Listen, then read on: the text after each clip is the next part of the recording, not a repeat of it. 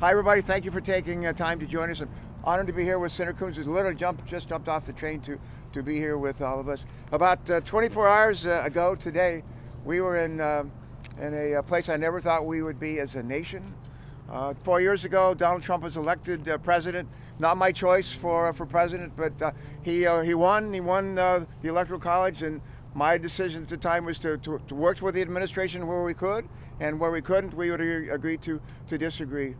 Throughout the last 4 years, there have been some things we've agreed on and worked on, a number of things we have not. In the last, one of the things, I love to quote Winston Churchill, as Chris knows, but one of my favorite Churchill quotes is, the further back you look, the further forward you see. And we don't have to look back very far. Just in the last month, and a number of things that have happened that have, frankly, for me with Donald Trump, just to say, baby, this is over. One, he lost the popular vote by 7 million votes. He lost the electoral vote by the same margin that he won by 4 years ago. Refused to acknowledge that Joe Biden had won. All 50 states verified that Joe Biden, Kamala Harris had been elected president and vice president.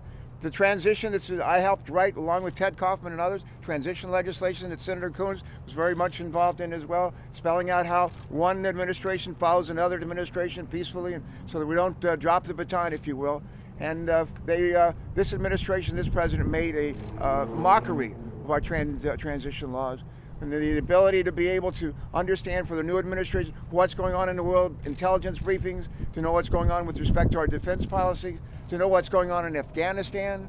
I mean, just really radio silence. That's not the way that the handoff is supposed to occur, but sadly it has.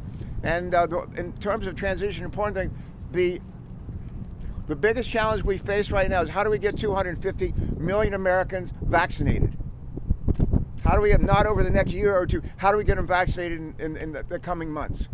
The current administration said we're going to get 20 million people vaccinated in the month of January alone, December alone. 20 million in the month of December. 3 million. 3 instead of 20. We have 247 million more to go. We need to get off the dime and get this going. This administration, in terms of a handoff, telling what's going on and so forth, miserable. Just a miserable handoff, the most important issue that we face. So for me, those are a couple. And then, just a few days ago, we all heard on the phone call between this president and the Secretary of State of Georgia, asking the Secretary of the State of Georgia to do him a favor. We heard that before, didn't we, Chris, in the impeachment hearings, where Donald Trump asked the president of the Ukraine to do a favor to be able to besmirch the reputation and the name of Joe Biden. He wanted the Secretary of State of Georgia to do the same thing. And then, yesterday, to really top it all off, to essentially to incite a rowdy crowd of his supporters and followers from around the country, to incite them to come to the Capitol to do something I never thought we'd see in the United States Capitol, and that's to try to destroy it, to bring it down, and to create mayhem and harm, to rise above the law. This president thinks he's above the law. None of us. Chris is not above the law. I'm not above the law. This president is not above the law. We all have this. We have this system of checks and balances he doesn't believe in, that is made a mockery of. Enough already. Mr. President, it's over. You have lost. Joe Biden and Kamala Harris have won. We need a passage of the baton, and if you're unable and unwilling to do that in a reasonable kind of way, then you should step down. And submit your resignation today. And if you're unwilling to do that, step aside and continue. If you want to continue to block the transition, the smooth transition, you need to. Well, Michael Pence, who I thought behaved very well, very admirably yesterday in a difficult situation, he needs to lead an effort under the 25th Amendment to see if he can get enough members of the cabinet to say, Mr. President, that's enough. And set in motion a process to remove the president's powers in his operation to do more danger, and to do that after 4 days in conjunction with and in conversation with the Congress. So that's a little bit of looking back, and sort of from my vision, my if you will, my journey from being willing to work with an administration, trying to work with an administration, to really saying enough already. This is enough. Can you walk us through what you saw in the Capitol yesterday, what you experienced, and what kind of message that you have for folks that would condone such events? Well, I agree with Senator Carper. Yesterday was an event I never thought I'd see. Combat troops having to take back the United States Capitol the first time since the War of 1812.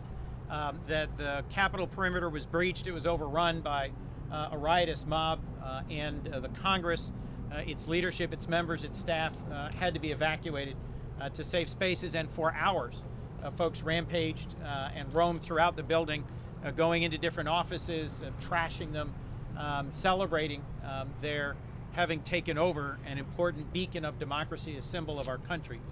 We were in the middle of a debate on the floor of the Senate. There were 13 members of the Senate, Republican members, who were seeking to challenge the certification, the reading of the results of the Electoral College votes.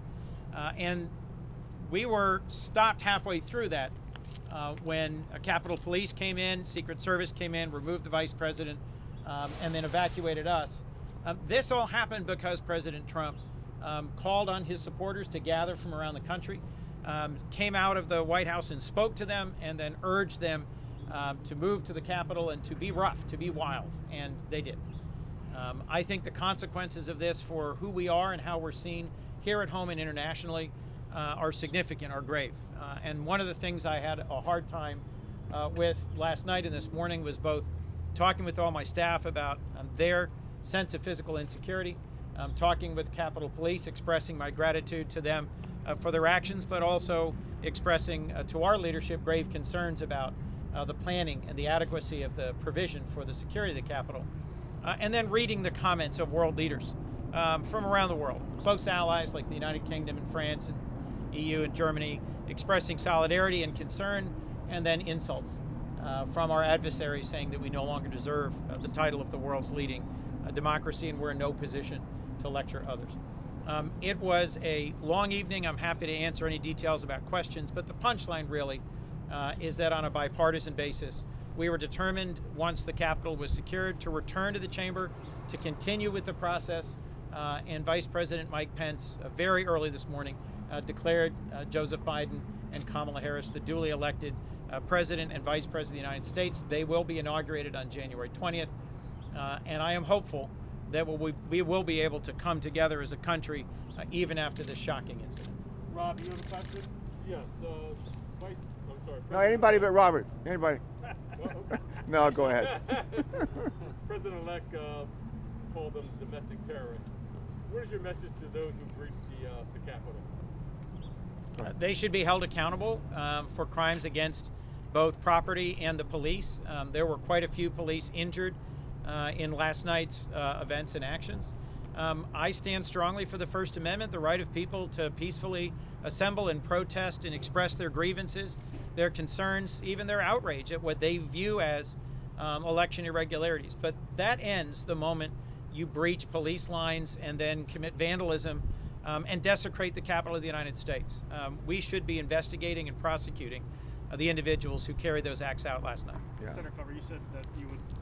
Well, you say the Constitution guarantees our right to visit, to call on our elected officials and others, and to do so peacefully, present their grievances to us, and for us to be recipients of those grievances. Does not say anything about forcible entry into the Capitol. Doesn't say anything about attacking armed police officers. Doesn't say anything about it's okay to ransack the United States Capitol. That's just way beyond reproach. Way beyond. You mentioned the 25th. If the president is unwilling to do some things, some of your colleagues are calling for it right now. I guess this question is for both of you. Are you calling for the 25th right now? My view is that the president should step down. Enough already. You step down and do no harm. And my fear, given the position that he holds, the power that the president holds, a lot of damage could be done. He should step down. And if he refuses to do that, I would call on Vice President Pence and half the cabinet to just basically step forward and say, Mr. President, enough already. Enough already. Let's step down and allow to give up the exercise of his powers. We've got less than 2 weeks to go, and do no harm. And if my preference would be just to say, I think I've had enough. we'll let the vice president take it from here. That would be the best. JR, This you is have a question? problem created by Republicans who have tolerated some of President Trump's first coloring outside the lines and then completely violating the guardrails of presidential behavior and conduct. This is a problem that can really only be solved by initiative by the Republican leadership, the vice president, and members of his cabinet. As Senator Carper said, we have a very short time until the inauguration, but we need to take whatever action we can to make sure that he doesn't do anything else to further weaken or endanger our democracy. Senator Coons, I know that there is a process that goes with invoking the 25th Amendment, and it's not something that can be done as immediately as I guess people thought. So It could be done today Tell me about by that. the vice president, Okay, tell me about but that. it requires immediate action by the vice president. So that's when I say, if that's the path folks think is best, recognize that there's literally nothing we can do about that other than say we support prompt action, whether through the president's resignation or otherwise. It would require the vice president and a significant number of the cabinet to certify they view the president as unfit for office, unable to carry forward his responsibilities. I'll remind you what I view as some of the core reasons that might be well-founded. We're in the midst of a raging pandemic, and in the last 2 months, I've seen President Trump do precious little to focus on addressing the record number of Americans who are infected, who are ill, to improve our federal response, to coordinate it. We just suffered a very broad spectrum Russian cyber hack that intruded on virtually every major federal database and much of our largest companies. And yet the president has failed to do anything significant to respond. He even vetoed the defense authorization bill that would have put more money, resources, and legal authorities into that response. The last act of the 116th Congress on a bipartisan basis was to override that veto. We know that he's not acting as president anymore, and we know that it's time for him to let the vice president carry out the last few weeks of their term. Senators Coons and Carper, we've seen a lot of resignations over the past 24 hours of Trump administration officials. We saw the first cabinet member resign today. I mean, what do you have to say to these officials, who have sat by for 4 years and, now decide that they want to resign to separate themselves from the president? I would say better late than not at all, but late. And we've had conversations with a number of Trump officials saying, what would you, at hearings, if the president does something that you think is wrong, illegal, would you be willing to resign and protest? And time and again, people have said to us, yes, we would be willing to do that. And several have done that. Elaine Chao has submitted a resignation. I think it's effective in 4 days. There's some magic to that 4 days with respect to the 25th Amendment. You just keep that in mind. But better late than not at all. It's significant. Elaine Chao is married. What is her husband's name? Mitch McConnell. Mitch McConnell. And Mitch McConnell yesterday, I don't know if you had a chance to hear his remark. Talk about a changed man. Late, but better late than not at all. Secretary Jim Mattis, a 4-star retired Marine Corps general, one of the most respected and decorated Marine Corps leaders of recent decades, worked very, very hard to try as Secretary of Defense to keep President Trump within the boundaries of our existing security relationships. When he finally resigned in protest, he did so with a very sharp and very pointed letter. And last night, as dozens of senators were sheltering in place, I had some conversations with Republican colleagues about why they didn't act then. This didn't happen last month or even 6 months ago. It was a clear, strong signal from someone they voted for and they respect, the Secretary of Defense, that President Trump was not behaving in a responsible, balanced, or safe manner. Senator Coons, what's going on behind the scenes when you're in lockdown? Can you take us through that? Well, we were in a secure facility for about 5 hours, maybe 5 or 6 hours. And initially the evacuation from the Senate chamber was fairly rushed. It was not at all clear where the building had been breached and where protesters were and where the Capitol Police were in control. And they tried to move about 80 senators and staff very quickly through long tunnels and corridors. When we got there, initially most of us were calling family and staff, checking to make sure folks knew we were safe, we knew they were safe, getting some update on what had happened, because we were in the chamber, we weren't watching television or able to see things on Twitter.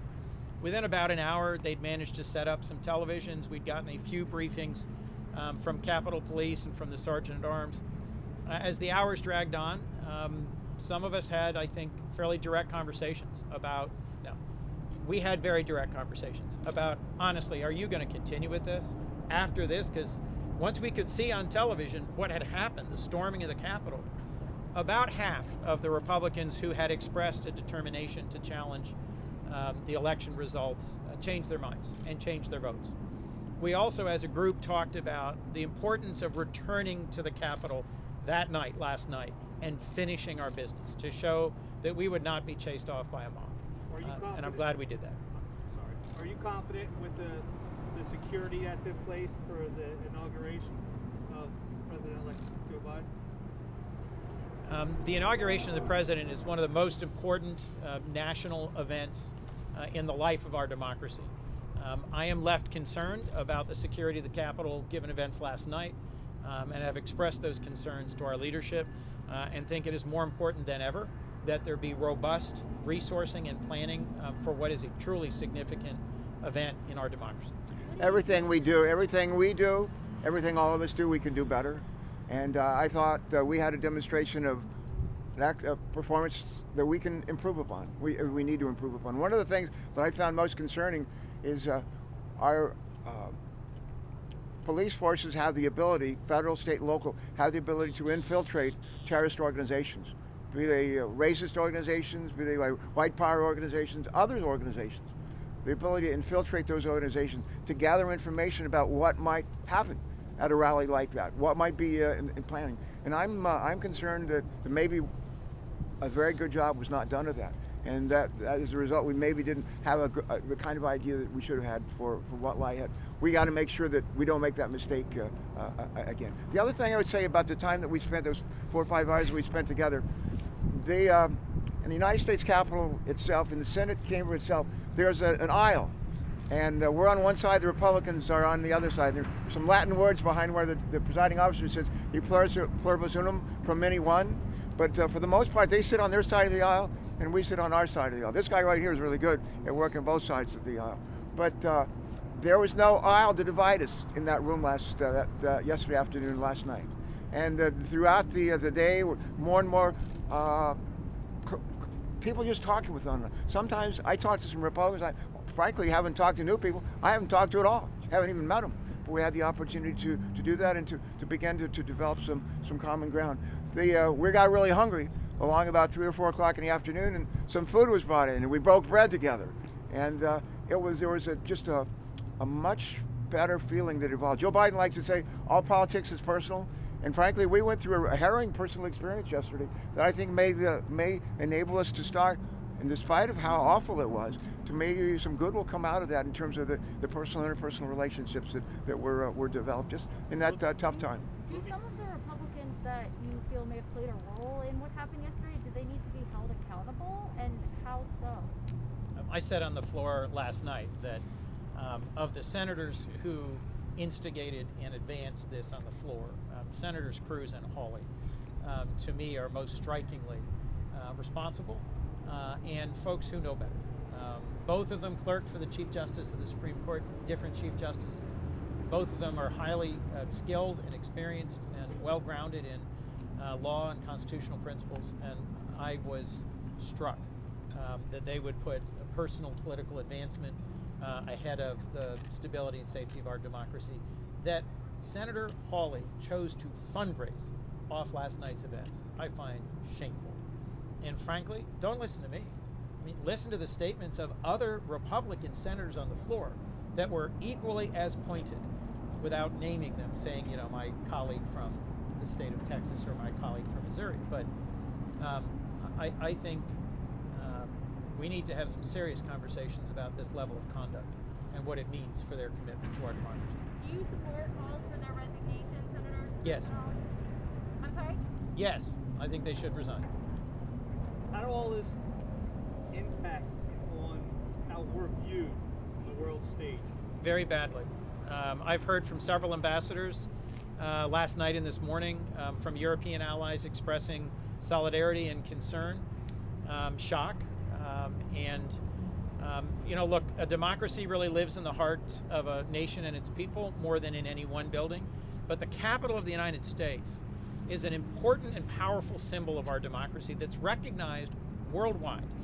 And this event, the sort of invasion and occupation of the parliament or the National Assembly or the Capitol, is something that happens in countries, and it has recently happened in countries like Kyrgyzstan or Indonesia or Armenia or Burkina Faso, where crowds swarmed and defaced and torched their national parliament building. As a member of the Foreign Relations Committee, I'm often part of bipartisan efforts to express concern and to advocate and provide support for the restoration of democracy after coups. What happened last night really is the core of a coup attempt, an attempt to interfere with the peaceful transition of power following an election. And it has not happened in my lifetime, and it should not happen again. 30 years ago, there was a war going on in Central America called the Contra War. And our country was attempting to destabilize the government of Nicaragua, run by the Sandinistas, who were leftists. The president of Costa Rica, a guy named Oscar Arias, President Arias, who later won the Nobel Peace Prize, called for a meeting in Costa Rica of all the presidents of the Central American countries. 6 members of the House of Representatives were asked by the Speaker of the House to go monitor those talks. I was one of them. I'll never forget the conversation I had with the president of Guatemala at that summit in Costa Rica. Here's what he said. He said, "Your country, you have elections every 4 years. Somebody wins, somebody loses. There's a peaceful transition, and you go on and run your country, you run your business." He said, "We've never had that once in Guatemala. You've had it for 200 years. The rest of the world is watching, and we lead by our examples. The kind of example that's been set in the last 4 years is not the kind of example we should be setting." And what do you say right now to President Trump and especially Vice President Pence, who can expedite this 25th Amendment invocation if necessary as quickly as possible? And he is clearly has an alliance and allegiance to the president at this point. What do you say? What is it going to take to get to Despite having been endlessly loyal personally to President Trump, Vice President Pence, I think, was shocked at the level of personal abuse directed at him by President Trump yesterday when he didn't do what he can't do. President Trump indulged himself in this fantasy that somehow the vice president would just declare him the winner of an election, something that neither the Constitution or the law permits. My hope is that this will awaken in Vice President Trump a realization that his record as vice president now hangs on whether he will take decisive action to secure our democracy in the last 13 days of their administration. What do you have to say about the calls for resignation for the Sergeant of Arms for the Senate chambers? And do you support investigations into, how this breach in security happened? I mean, this is supposed to be the cradle of our democracy. I've been in that building. I mean, people, I think, took for granted how safe it was. As a member of Homeland Security, the Speaker of the House has already called for his resignation. I must say I was not impressed yesterday with his performance in the secure room in which we were gathered. It's not my call as to whether or not he comes or goes, but I think his time is very much limited. There are reports that Trump is talking about trying to pardon himself. How should he be held accountable once he's out of office? Look, no president in American history has tried to pardon themselves. It's never been tested legally. It should not be possible or effective. You cannot be both judge and jury in your own case. And I think the founders were clear that they did not imagine the pardon power being self-executing for a president. He will face, I think, legal action in a number of states, principally New York. You cannot use a presidential pardon to protect any individual from state legal action. So I think he is most likely to be held accountable in a number of states where there are ongoing investigations. All right, we can take one final question. Trevor, do you have a question? Yeah, I mean, do you think that the new Attorney General, will you ask that person their intentions with regard to investigating Trump and people near him? I'm sorry, The new Attorney General. Merrick Garland? Yes. Do you think that that's something that you'll want to talk to him about, his willingness to investigate Trump and others near him? Look, as a member of the Judiciary Committee, I'll participate in the confirmation hearing for Judge Merrick Garland, who's been nominated to be the next Attorney General of the United States, along with a very skilled and capable team who were also nominated along with him to be the principals of the department. In some ways, the most important thing the next Attorney General can do, and I'm convinced Judge Garland will do, is restore the political independence of the Department of Justice. It should not act as the president's personal attorney and carry out any vendetta by the president, but instead as the people's attorney and the person who represents and defends our Constitution.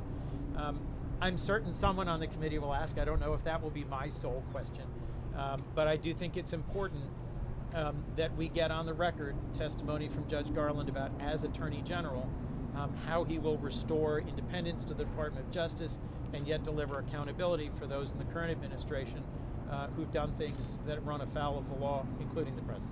There are hundreds of federal judges across the country. The highest federal court below the Supreme Court is the D.C. Circuit Court of Appeals. For a number of years, Judge Garland led that court. He is admired by Democrats and Republicans alike. He would be a terrific Attorney General. My hope is that somewhere in his leadership team will be a fellow from Alabama that we have served with, and Doug Jones will have an opportunity to play a significant role as well. There's no finer human being that I know on the federal bench than Merrick Garland. A great choice. Thank you all very much. Are you good? All right. Is there anything that we didn't say or ask today that you want to add before we wrap? We have a chance 2 weeks from now to move forward. One of the things I've said to a lot of my colleagues in those late discussions yesterday, not since LBJ has there been an incoming president with as much experience in the Senate and as much respect for its functioning, its importance. The Senate has to take this opportunity to show that we actually can work together, deliver results for the American people, and embrace the transition to President-elect Biden and Vice President-elect Harris. On a positive note as well, when we were all gathered in that big room near the Senate Capitol, they were watching the TV monitors, several hundred of us in there, senators, staff, and on the screen, a big screen, appeared Joe Biden. And Joe Biden, I don't think he was here, but I believe he was somewhere in Wilmington. But he spoke to the nation, and he spoke to us. He spoke for maybe 10 minutes. Some of you heard it. And there's a group, half of us were Democrat, half of us were Republican. And when he finished speaking, everyone watched. Everybody stopped their conversation. Everybody watched. Very intent. And then when he finished speaking, robust applause, sustained robust applause, bipartisan, sustained robust applause. The other thing I would say, early in the day yesterday, about 1 o'clock, we all gathered in the Senate chambers and we walked down, Democrats and Republicans, to the House chambers to start our deliberations. I walked with a woman from West Virginia. I'm a native of West Virginia. Her name is Shelley Capito. She's a Republican. And she is a senior Republican on the Environment and Public Works Committee, which has jurisdiction over climate change, clean air, clean water, road construction, roads, highways, bridges, surface transportation. And I'm a senior Democrat. I'll be the chairman of that committee. She will be the ranking Republican on that committee. And we used the 5 minutes walking from the Senate chambers to the House chambers to talk about a common agenda that we can work on together, coming out of the starting gate later this month. Climate change. How do we attack climate change and create jobs? Number two, what can we do to rebuild our roads, highways, and bridges? Our water infrastructure. All kinds of issues that we can talk about. There's a lot we can do. Democrats and Republicans in the Congress working with the administration, and we should do it. We have a job to do. Let's do it. Thank you so much. Thank you, everybody. Thank you all. Thank you.